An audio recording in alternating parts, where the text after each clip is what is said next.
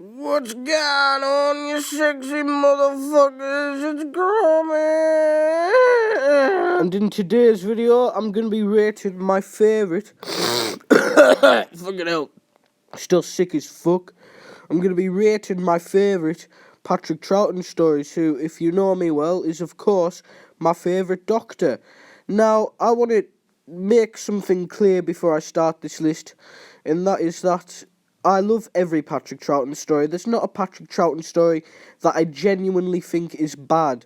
So, to be fair, I'm still going to go from S to D, because if we were going to use this tier list in the way that it's supposed to be used, with S being, the goats, and D being utterly awful, we'll end up seeing a pattern of Troughton stories ending up in, like S, A, and B, and we don't want that to happen.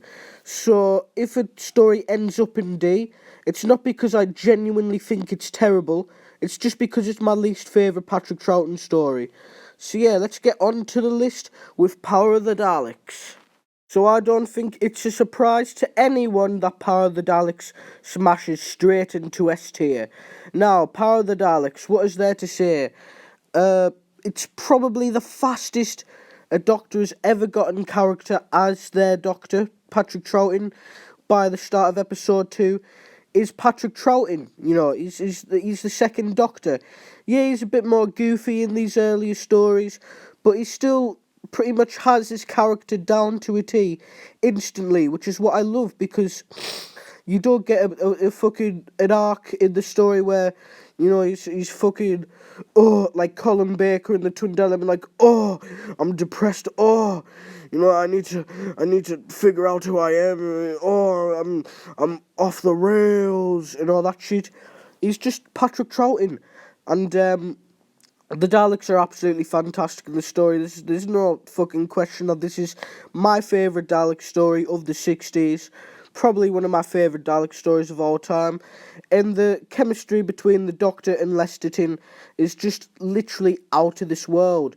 It's a fucking awesome story. It has some awesome cliffhangers. And if you haven't watched this, fucking watch it. What are you doing? Next up, we got the Highlanders, which goes into C tier.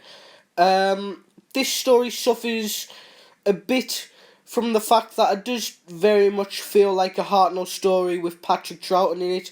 It's the last pure historical until Black Orchid, I believe, in 1982.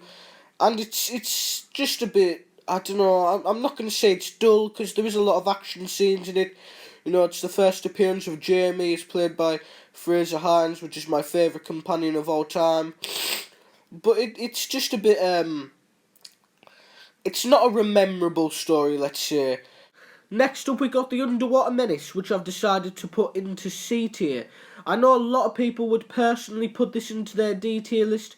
I know a lot of people would personally call this one of their least favourite Doctor Who stories of all time.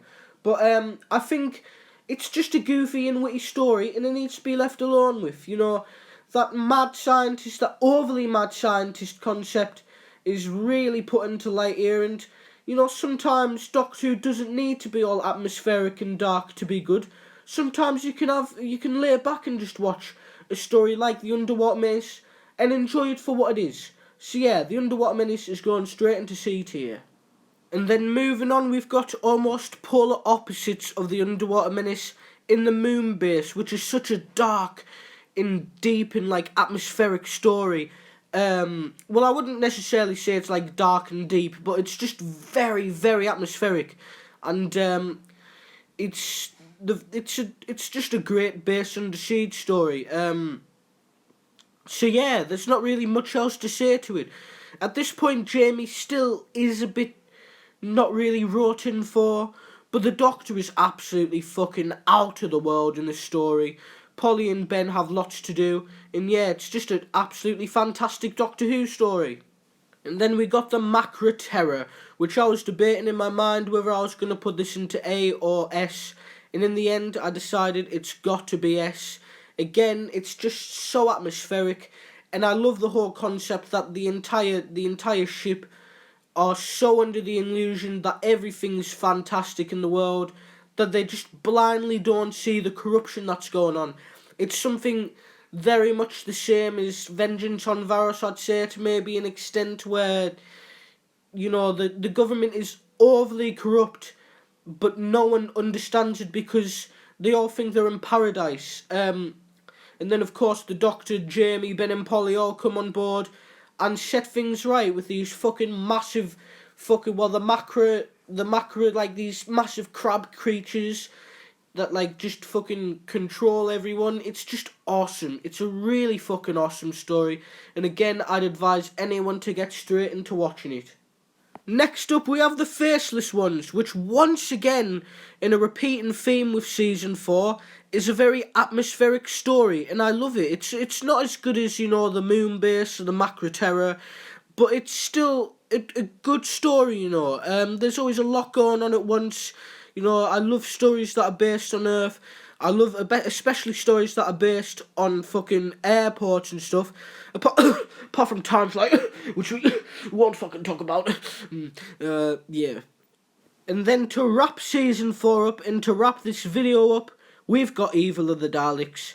It's going into A. It's not as good as Power of the Daleks, but, you know, even Evil of the Daleks, it really is clinging on to, like, it's got, like, a strong hold on A. It's like a fucking A star, you know what I mean? It's such a, again, just so atmospheric.